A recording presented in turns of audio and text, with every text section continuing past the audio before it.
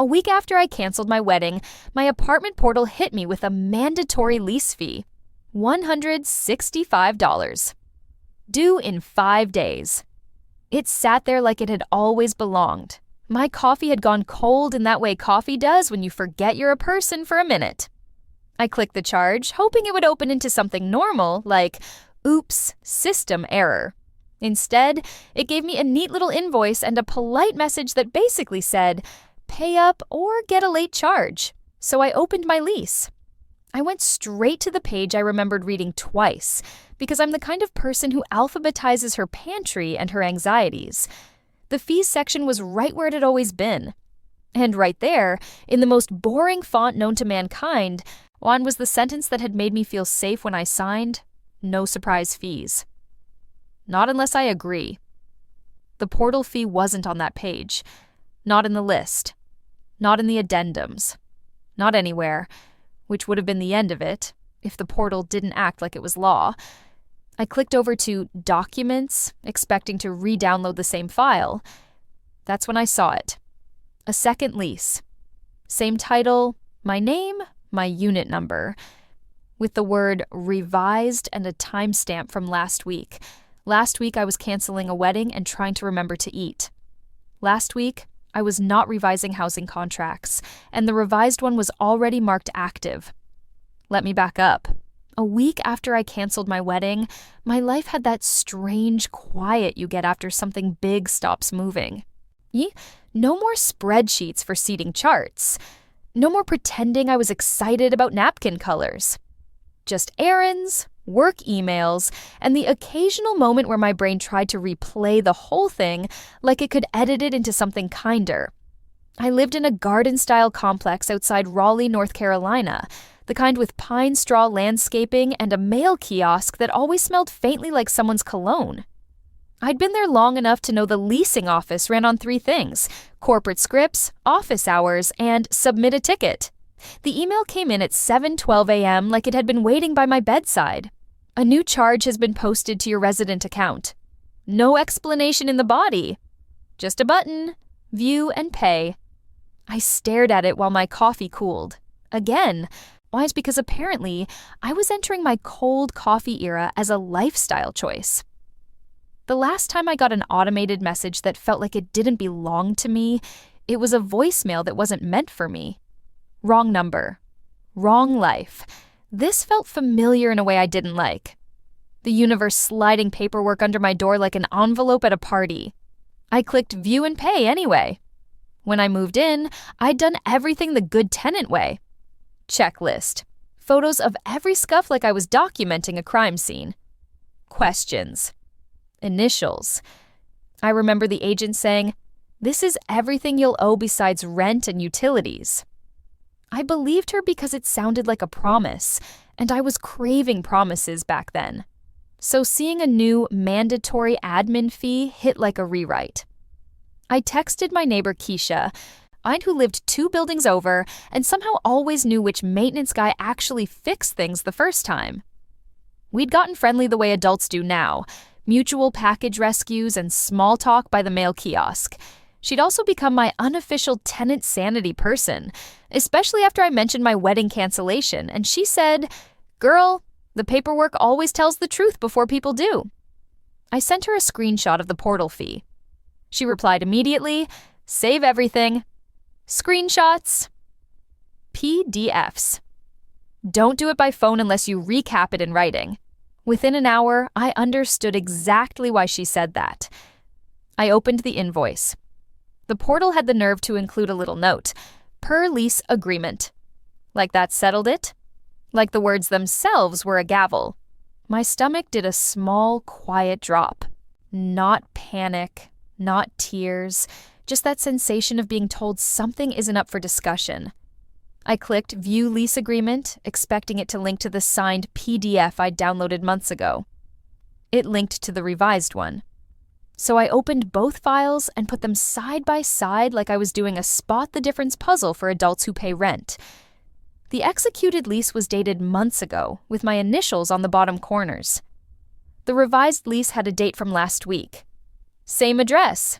Same unit. Same landlord entity name, different file history. I scrolled. Slowly. Like maybe the page would apologize.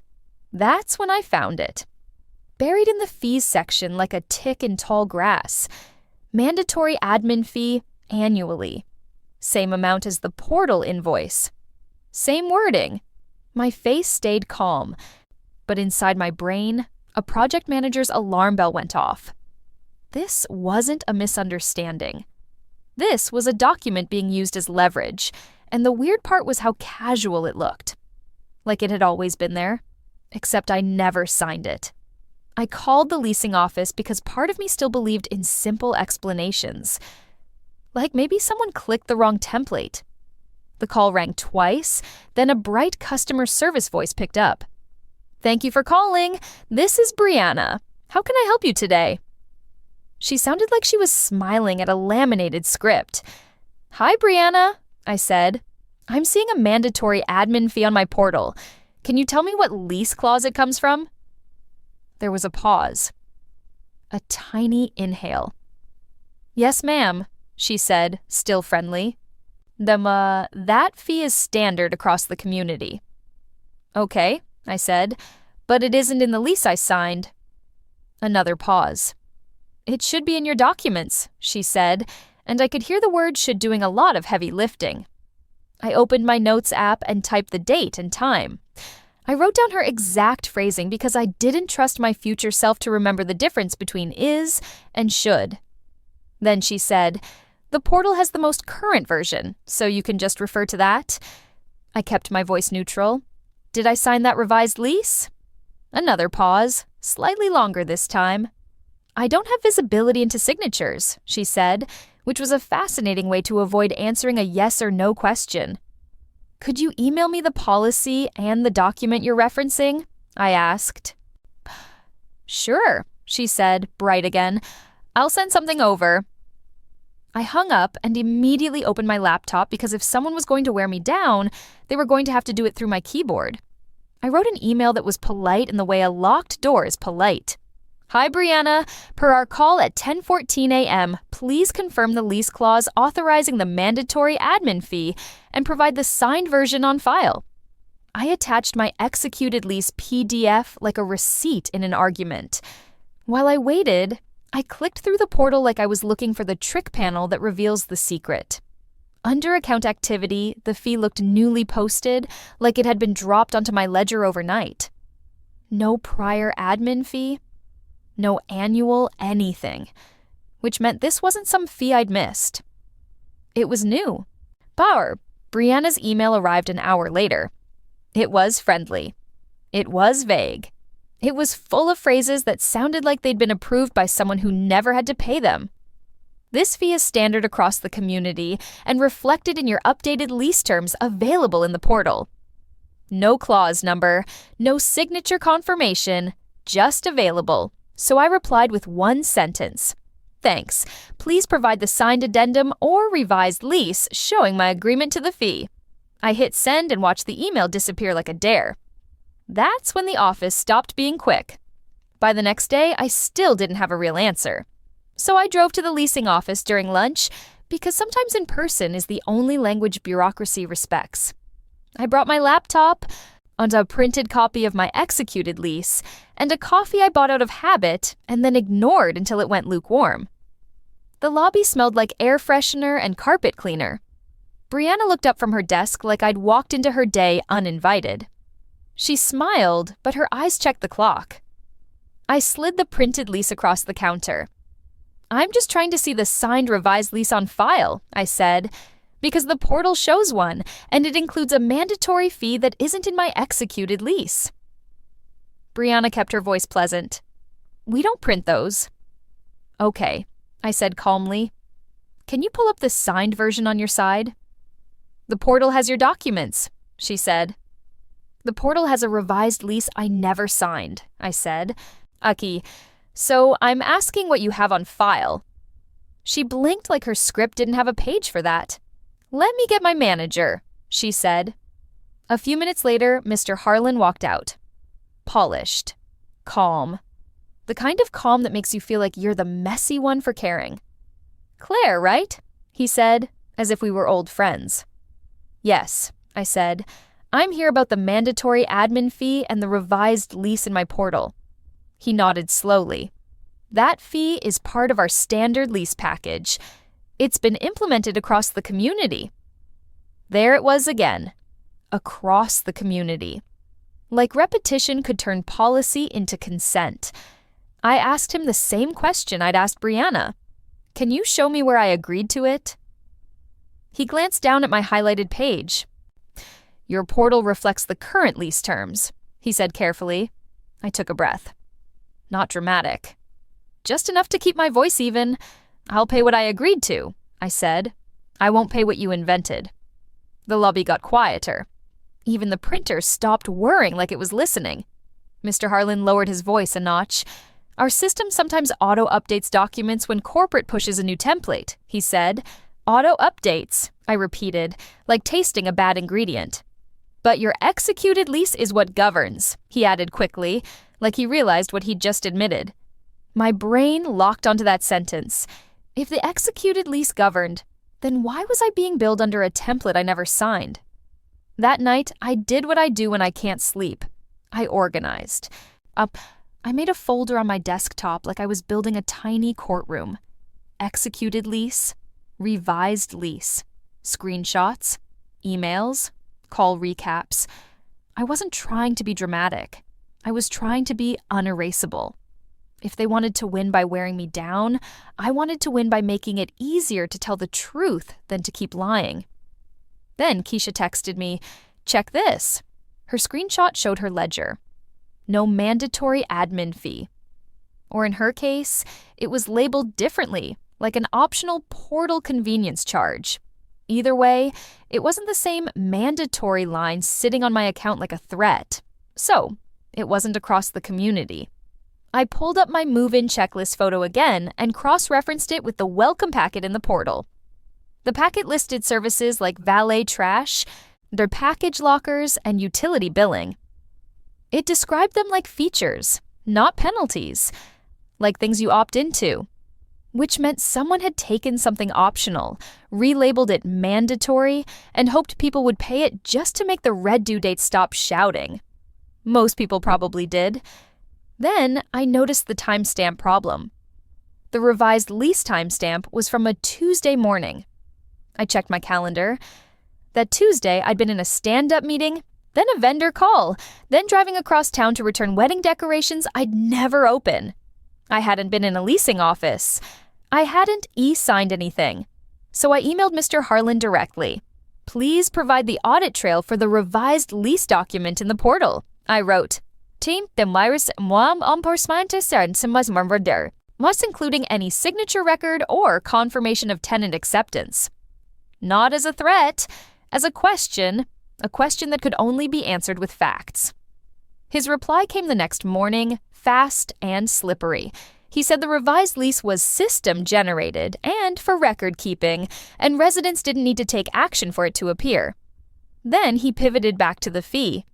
The admin fee is assessed per updated community standards. No mention of my executed lease. No mention of signature. It was like he wanted the conversation to float away from the part that mattered. And that's when it clicked. The revised lease wasn't a mistake. It was a tool. A quiet way to rewrite terms after the fact, then bill people like they'd agreed. If the portal could show a current document, and the fee could look inevitable. If the fee looked inevitable, most people would pay it just to make the notification go away. It wasn't personal. It was procedural.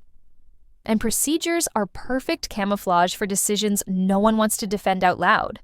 So I forced them to defend it in writing. I submitted a portal ticket and attached everything. Executed lease page with the fees section highlighted. Revised lease page with the new fee highlighted.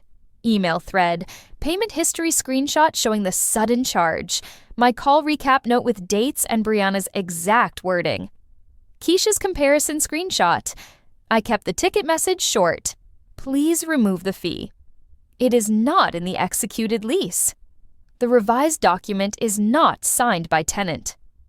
2 days later, And the portal added a cheerful reminder about late fees. The fee line turned red like it was trying to shame me into compliance. My coffee was cold again. I stared at that red line and felt the urge to just pay it and move on. That was the whole point. Wear down. Make peace with invented terms. Instead, I did one calm thing. I wrote one more email, not angry, not dramatic, just precise.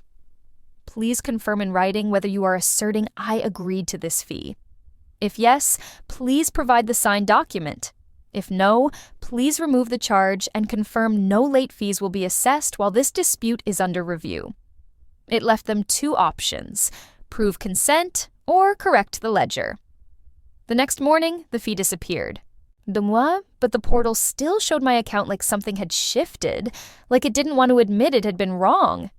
Under account activity, I saw a new entry. Admin fee minus $165. Credit applied.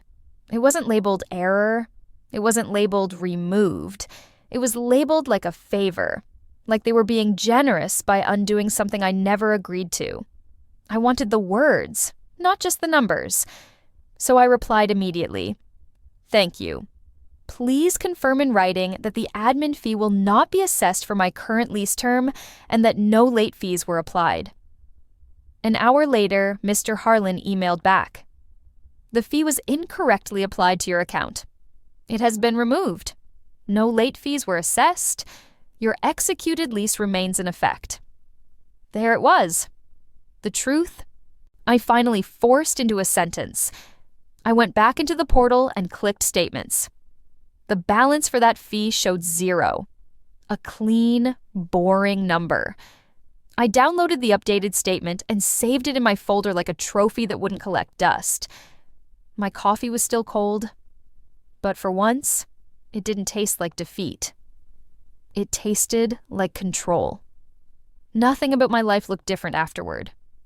The mail kiosk still smelled like perfume and cardboard. The leasing office still had the same "we'll get back to you" energy, but I felt different walking past it. Because I'd watched a system try to win by exhaustion, and I'd won by refusing to be rushed into agreeing to something that wasn't real. In the week after my wedding fell apart, I didn't need more chaos. I needed something solid. Turns out the most solid thing I had was a PDF with my signature and a folder full of screenshots. Keisha texted me later. "Told you. Paperwork tells the truth before people do." I laughed quietly, because it was either laugh or scream, and I wasn't about to give the leasing office that kind of soundtrack. Now, anytime someone says standard practice, I hear standard pressure. And I ask for the thing they never want to hand over, the written proof. Not because I'm trying to fight, because I'm trying to live. Calmly, honestly, on terms I actually agreed to. The wildest part is how close I came to paying it just to make the notification stop. That's what these systems bet on. That you'll trade a little truth for a little peace. But this time, I didn't. I paid what I agreed to. I didn't pay what they invented. Have you ever had a landlord, a company, or a portal try to rewrite the deal after the fact? What did they call the fee? And did you end up paying it? Tell me in the comments.